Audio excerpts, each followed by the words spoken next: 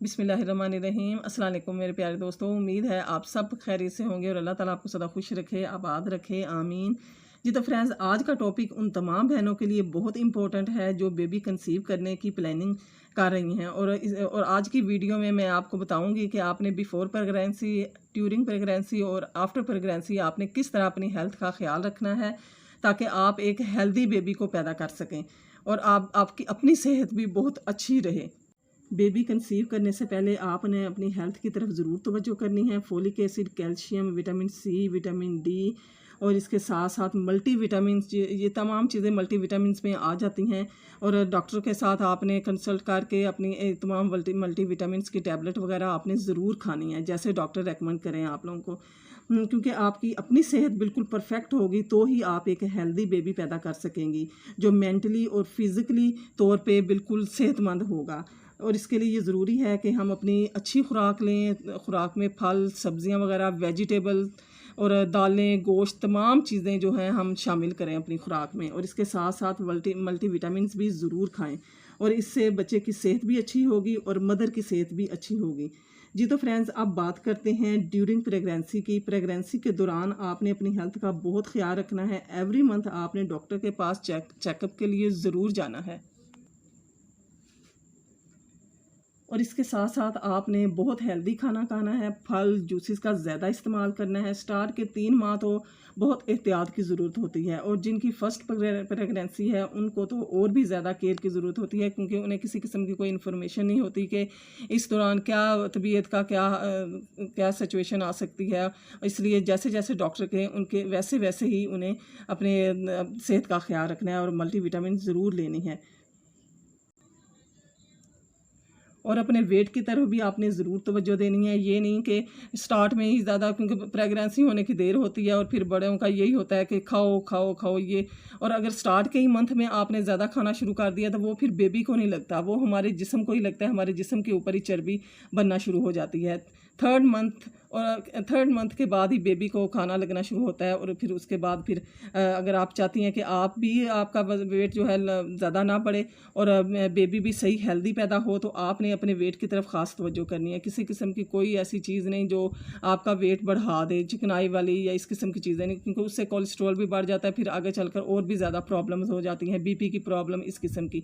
तो ज़्यादा कोशिश कीजिएगा कि फ्राई वाली चीज़ें तो बिल्कुल ना खाएं। कभी कभी दिल करता है क्योंकि इस हालत में खाने को, तो फिर बस कंट्रोल में बस तरीके से ही खाएं, कि ऐसे नहीं कि आपका वेट ओवर वेट हो जाए तो फिर वो आगे चलकर आपके लिए परेशानी का बायस बने, क्योंकि फिर चलने फिरने भी मसला हो जाता है, प्रॉब्लम हो जाती है। और बाज़ औक़ात फिर उसमें डिलीवरी में भी बहुत प्रॉब्लम्स आ जाते हैं। तो इसके लिए आपने थोड़ी बहुत एक्सरसाइज भी, यानी अपने आप को ज़्यादा एक्सरसाइज नहीं आप कर सकते तो हल्की फुल्की वॉक आपने ज़रूर रखनी है। सुबह शाम थोड़ी बहुत 5 मिनट 10 मिनट आपने वॉक ज़रूर करनी है। और जैसा कि मैंने कहा कि आपने एवरी मंथ डॉक्टर के पास ज़रूर जाना है। डॉक्टर की जैसे जैसे डॉक्टर प्रेस्क्रिप्शन दे मेडिकेशन वैसे ही आपने करनी है। और मल्टी विटामिन और साथ जो भी डॉक्टर्स वगैरह ये मेडिसिन वगैरह कहें आपने वो ज़रूर लेनी है। बिल्कुल आपने केयरलेस नहीं दिखानी उसमें, और अपनी सेहत का भी ख्याल रखना है और बच्चे की सेहत का भी ख्याल रखना है। और इसके साथ साथ आपने नमाज आपने ज़रूर पढ़नी है। कुरान शरीफ आपने पढ़ना है। सुबह आप सूरह यूसुफ पढ़ें, इससे बच्चा बहुत खूबसूरत पैदा होता है। और वैसे भी जब हम नमाज कुरान शरीफ पढ़ते हैं तो डेफिनेटली बच्चे के ऊपर भी इसका असर पड़ता है। तो आपने ये ज़रूर नमाज और कुरान शरीफ की तरफ तो ध्यान ज़रूर करना है और बिल्कुल लापरवाही नहीं करनी। और सबकी ख्वाहिश होती है कि बच्चे खूबसूरत हों, हेल्दी हों, सेहतमंद हों। तो इसके साथ आपने कोकोनट वाटर आपने ज़रूर लेना है। सुबह निहार मुँह कोकोनट वाटर के साथ भई, यानी सफ़र जल कहते हैं जिसे, और पंसारियों से ये इजीली मिल जाता है, भई का मुरब्बा, वो आप ज़रूर इस्तेमाल करें। बच्चा बहुत खूबसूरत होता है भई का मुरब्बा खाने से। आपने इसे ज़रूर इस्तेमाल करना है, आपका बेबी बहुत खूबसूरत होगा। और इसके साथ साथ अगर आप चाहते हैं कि आपके बच्चे की आइज़ अच्छी हों, कलर प्यारा हो, तो आपने निहार मुँह ठंडा पानी पीना है। ठंडे पानी पीने से भी बच्चे की आइज़ जो हैं अच्छे कलर वाली होती हैं। ब्लैक अगर आप चाहते हैं कि थोड़ी ब्राउन या थोड़ा ब्लू कलर में आए तो कोशिश करें कि ठंडा पानी पिएँ। क्योंकि आपको पता है कि जो ये स्वात या इन इलाकों में जो बच्चे होते हैं वो उनकी आइज़ जो हैं वो कलर उनका चेंज होता है, क्योंकि वो ठंडे इलाके होते हैं, इसलिए उनकी आँखों का कलर चेंज होता है। प्रेगनेंसी में लेडीज़ अपनी तरफ से बिल्कुल लापरवाह हो जाती हैं, क्योंकि कुछ करने को दिल ही नहीं चाहता, इसलिए वो इंटरनली तो चलो मेडिसिन ले लेती हैं, लेकिन एक्सटर्नली अपनी केयर करना बिल्कुल छोड़ देती हैं। आपने अपने चेहरे का, अपनी बॉडी का बिल्कुल ध्यान रखना है, और क्योंकि इसी दौरान हमारे फेस के ऊपर ऐसे निशानात बन जाते हैं कि पिगमेंटेशन भी बाज़-औक़ात हो जाती है एनीमिया की कमी की वजह से। अगर आप डाइट अच्छी लेंगी, हेल्दी डाइट लेंगी और विटामिन्स खाएंगी, साथ लेंगी जैसे जैसे डॉक्टर रेकमेंड करते हैं, तो आपकी कभी भी स्किन ख़राब नहीं होगी। और आपने ज़रूर ध्यान रखना है कि बाज़-औक़ात ऐसे गर्दन के ऊपर भी लेडीज़ के निशान वगैरह पड़ जाते हैं, जो फिर काफ़ी मुश्किल से जाते हैं। तो आपने ये साथ साथ ही ये नहीं लापरवाही नहीं करनी कि चले बाद में देखा जाएगा। आपने साथ साथ ही इन्हें रिमूव करना है, अच्छी अच्छी ये होम रेमेडीज़ इस्तेमाल करनी है। अगर होम रेमेडीज़ उस वक्त ना कर सकें तो आप बाज़ार से ले आएँ, लोशन वगैरह इस किस्म की काफ़ी चीज़ें मिलती हैं जो गर्दन साफ़ करने वाली हो, मैल वगैरह। जस्ट आप लोशन ही लगा लें और उसे कॉटन के साथ अच्छी तरह साफ़ कर लें, तो उससे भी काफ़ी आपकी गर्दन साफ़ हो जाती है। क्योंकि प्रेगनेंसी में ये प्रॉब्लम हो जाती है गर्दन की, क्योंकि हार्मोन्स चेंज हो रहे होते हैं, तो गर्दन हमारी जो है वो काफ़ी ब्लैक हो जाती है। और अब मैं आपको एक ऐसी रेमेडी बताती हूँ जो आपके नकल्स वगैरह अगर ब्लैक हो चुके हैं, इस दौरान आपकी गर्दन ब्लैक हो चुकी है, तो आपने इसे ज़रूर इस्तेमाल करना है। इससे आपकी गर्दन बिल्कुल साफ़ हो जाएगी और ब्लैक नहीं होगी।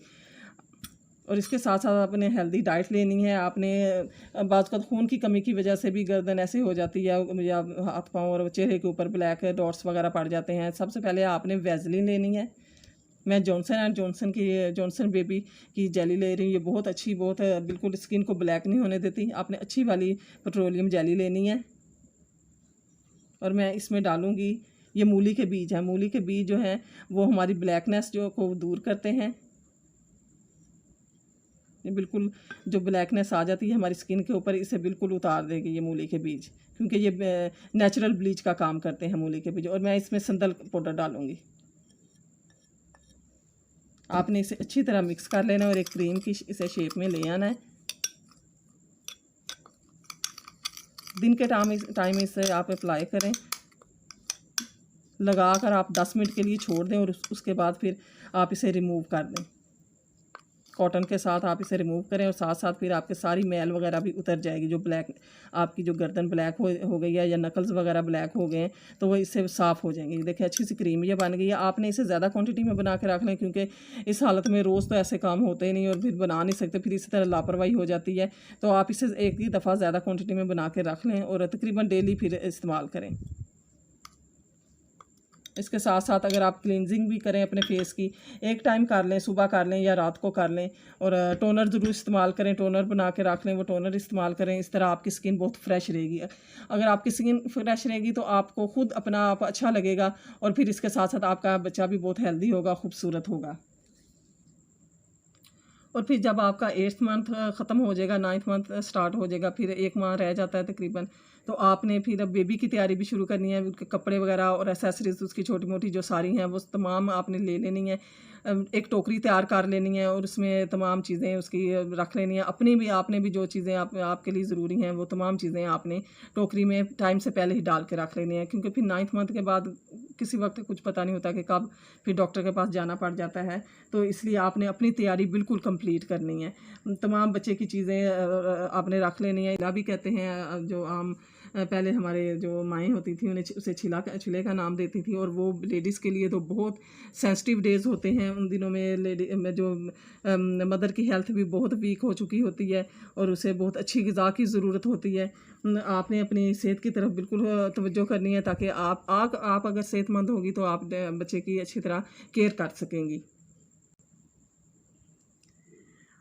और इसके साथ साथ आपने बच्चे की जब बच्चा बहुत ज़्यादा रोता है, बाज़ औक़ात और कोलिक का प्रॉब्लम आ जाता है बच्चों में, जो तकरीबन 6 मंथ हो रहता है कोलिक का प्रॉब्लम। इसमें आपने परेशान बिल्कुल नहीं होना, और ख़ुद भी ऐसी आपने ग़िज़ा लेनी है जब, क्योंकि मदर ने फ़ीड करवाना होता है बच्चे को, और ऐसी ग़िज़ा लेनी है जो बच्चे के लिए प्रॉब्लम का बाइस ना बने। सख्त किस्म की चीज़ें नहीं खानी, नरम ग़िज़ा लेनी है आपने, तो फिर बच्चे के पेट में दर्द नहीं होगी। और ये कोलिक का प्रॉब्लम जिन बच्चों को होता है वो तकरीबन 6 मंथ तक तो रहता है। पहले तो मदर्स परेशान होती हैं, लेकिन फिर डॉक्टर्स का कहना फिर यही होता है कि ये 6 मंथ तक तो आपको प्रॉब्लम करेगा बच्चा। आपने अगर अजवाइन वगैरह या इस किस्म की चीज़ें आप खुद लें, क्योंकि बच्चों को फ़ीड करवाना होता है बच्चे को, तो फिर इस तरह वो चीज़ बच्चे में जब वो फ़ीड करता है तो फिर इससे बच्चे की हेल्थ भी अच्छी रहती है और ये प्रॉब्लम भी, कॉलिक प्रॉब्लम भी काफ़ी हद तक सही हो जाती है। अगर आप सौंफ लें, अजवाइन वगैरह इस किस्म की चीज़ें, ताकि बच्चे की जो ग़िज़ा है वो भी हज़म हो बच्चे को और उसे कॉलिक की प्रॉब्लम भी ना हो। और अरक में जहाँ तक बात है, तो आपने 4 अरक के नाम से अरक होता है जो पंसारियों से इजीली मिल जाता है, क्योंकि हमारी जो मदर्स हैं उन्होंने भी हमें यही पिलाया हुआ है अरक ही। और फिर बच्चों को भी प्रॉब्लम नहीं होती कॉलिक की। जब मदर कोई अरक वगैरह इस किस्म के 4 अरक इस्तेमाल करती हैं तो बच्चों को भी कोई प्रॉब्लम नहीं होती। और फिर जो मदर है उसका पेट भी बिल्कुल सही हो जाता है, साथ लग जाता है, क्योंकि पेट जो इन्हीं 45 डेज़ में ही हमारा वेट जो कम होता है। और आपने ये अरक वगैरह ज़रूर इस्तेमाल करना है, इससे आपके पेट को बहुत फ़र्क पड़ेगा। आपका पेट जो है वो कम हो जाएगा काफ़ी हद तक। और फिर आपने कोशिश करनी है कि पानी में ज़्यादा हाथ ना डालें, क्योंकि आजकल की बच्चियां हैं बहुत लापरवाह, कोई इस चीज़ को नहीं, बल्कि जब प्रेगनेंसी फर्स्ट या सेकंड प्रेगनेंसी होती है, बच्चियां यंग होती हैं, उन्हें इस किस्म की कोई नहीं होती, वो परवाह नहीं करती कि नहीं हम ठीक हैं, बिल्कुल ठीक है। और इन दिनों में जो हम लापरवाही करते हैं वही फिर उसका खमियाजा जो है हमें नेक्स्ट हमें भुगतना पड़ता है अब आने वाले वक्त में, क्योंकि फिर हमारा जिस्म स्वेलिंग कर जाता है जब हम ज़्यादा पानी में हाथ डालते हैं। इसके साथ साथ आप अपने एक हेल्पर ज़रूर अपने साथ रखें। अव्वल तो काफ़ी घर में लोग होते हैं इन दिनों में हमारी हेल्प करने के लिए, लेकिन आप हेल्पर अपने साथ ज़रूर रखें ताकि वो आपके बच्चे के कपड़े या इस किस्म की जो चीज़ें हैं वो खुद वाश कर सकें। आपने खुद पानी में ज़्यादा हाथ नहीं डालना। और हेल्पर का ज़रूर आपने ये ख्याल रखना है कि आपके साथ हेल्पर एक ज़रूर हो जो इस किस्म के काम आपके कर सके पानी वगैरह, क्योंकि अगर आप ज़्यादा पानी में हाथ डालेंगे तो इससे आपकी जो हड्डियाँ हैं पहले ही बहुत कमज़ोर हो चुकी होती हैं, तो आपकी हड्डियाँ और ज़्यादा कमज़ोर हो जाती हैं। और जैसे कि कहते हैं कि हवा वगैरह लग जाना, इस किस्म की मसला बन जाता है। और फिर ये बहुत प्रॉब्लम्स हमें जो है वो बाद में हमें फेस करनी पड़ती हैं, और फिर हम याद करते हैं कि हाँ उस वक्त में हमने लापरवाही की थी जिसकी वजह से हमें ये मसला पेश आया है। और इन दिनों में जब भी आपने बाथ लेना है, आपने नहाना है, तो आपने ठंडे पानी से नहीं नहाना। आपने गर्मियाँ भी हों फिर भी आपने थोड़ा नीम गर्म पानी ही इस्तेमाल करना है, क्योंकि हमारी बॉडी, आपको पता है कि किस तरह हमारी हड्डियाँ जो हैं वो ऐसे जैसे बहुत नाजुक हो चुकी होती हैं। और आपने बिल्कुल इस किस्म के लापरवाही नहीं करनी कि ठंडे पानी से ही नहा लेंगे तो आपके जिस्म की हड्डियों को आपके हवा लग जाएगी और फिर आपको बाद में बहुत प्रॉब्लम होगी, पेन करती हैं हड्डियाँ और जिस्म भी हमारा स्वेल कर जाता है अगर हम ठंडे पानी से बाथ लेते हैं। तो अपने मलमल का कपड़ा लेना है और मलमल के कपड़े में ये अजवाइन आपने डालनी है और आप टेसू के फूल भी डाल सकते हैं। ये पंसारियों से इजीली ये चीज़ें मिल जाती हैं। और आपने फिर उसे आपने तसले में पानी लेना है, उसे गर्म करना है, उसके अंदर ये पोटली डाल देनी है। ये फिर बॉयल आएगा पानी को, इस पोटली के तमाम जितने अजवाइन और वो टेसू के फूल वगैरह जो भी आप डालेंगे उसका तमाम अरक निकल जाएगा। और आपने इस पानी से नहाना है। जब भी आपने बाथ लेना है आपने ये पानी ज़रूर तैयार करना है और इस पानी को थोड़ा थोड़ा करके टब में मिलाते जाना है और आपने इससे नहाना है। इससे आपकी बॉडी को बहुत सुकून मिलेगा, आपकी हड्डियों को बहुत सुकून मिलेगा और आपकी बॉडी भी आहिस्ता आहिस्ता शिलिंग होना शुरू हो जाएगी। जो आपका जिस्म खुल चुका है, जिस्म फैल चुका है, वो आहिस्ता आहिस्ता शिलिंग होना शुरू हो जाएगा। और फिर बाथ लेने के बाद हमें तो हमारी जो मदर्स होती थी वो आप आजकल की जो जनरेशन है वो इन बातों को बिलीव करे ना करे, लेकिन हमारे जिस्म के लिए ये बहुत बेहतरीन चीज़ें हैं। और ये इस 45 डेज़ में हम जो एहतियात करेंगे अपने साथ, हमारी हेल्थ बहुत बेहतरीन रहेगी और काफ़ी टाइम हमारी हेल्थ बेहतरीन रहेगी। और बाथ लेने के बाद आपने धुनी ज़रूर लेनी है। धुनी हमारी जो मदर्स होती थी, हमारी नानियाँ दादियाँ, वो ज़रूर ये हमें एडवाइस करती थी कि नहाने के बाद एक तो नहाएं आप जैसे मैंने तरीका बताया वैसे, और उसके बाद आपने धुनी लेनी है। जब नहाएं बाथ ही में हमारे आपने कोयलों के एक कोई भी ऐसी चीज़ तैयार करवा लें जिसके ऊपर कोयले आप गर्म कर सकें। और फिर उसके ऊपर आपने अजवाइन और हरमल, ये आपने जब कोयले गर्म हो जाएंगे तो आपने बाथ में बैठ जाना है। और जो भी आपको देगा, ज़ाहिर हेल्पर वगैरह होती हैं हमारे साथ उस वक्त, तो वो आपको कोयले गर्म करके दें और आपने बाथ में ही, ये स्टीम होती है ये किस्म की, आपने ये स्टीम लेनी है। और ये अजवाइन और ये हरमल की, इससे आपका जिस्म बहुत खुल जाता है, आपकी हड्डियों में जो पेन्स हैं वो ख़त्म हो जाती हैं और आपका जिस्म भी आहिस्ता आहिस्ता शिलिंग होना शुरू हो जाता है। तमाम जो हवा वगैरह का जो बाज़ औक़ात मसला बन जाता है वो बिल्कुल ख़त्म हो जाता है। आपने इन तमाम चीज़ों की तरफ ज़रूर तवज्जो करनी है, क्योंकि फिर जो आने वाला वक्त होता है वो हमारे लिए आसानी का हो जाता है। अगर हम ये चीज़ें, ये बातें गौर ना करें, ख़ुद को परवाह ना करें कि नहीं पानी का ये कोई मसला नहीं, कोई प्रॉब्लम, बच्चियाँ यंग होती हैं वो नहीं समझती इन चीज़ों को, तो फिर वो बाद में जो प्रॉब्लम हमें फ़ेस करनी पड़ती हैं, तो फिर हमें पता चलता है कि हमने उन 40 डेज़ में, 45 डेज़ में क्या क्या अपने साथ एक किस्म का जुल्म ही होता है कि क्या किया था हमने कि हमें ये इस तरह ये भुगतना पड़ रहा है आने वाले वक्त में। और फिर सुबह आपने हेल्दी नाश्ता करना है, खाना खाना है, क्योंकि आपने मदर फीड आपने करना होता है, और फिर इस तरह फिर ताकि बच्चे को हेल्दी दूध मिले और बच्चा अच्छी तरह ग्रो करे।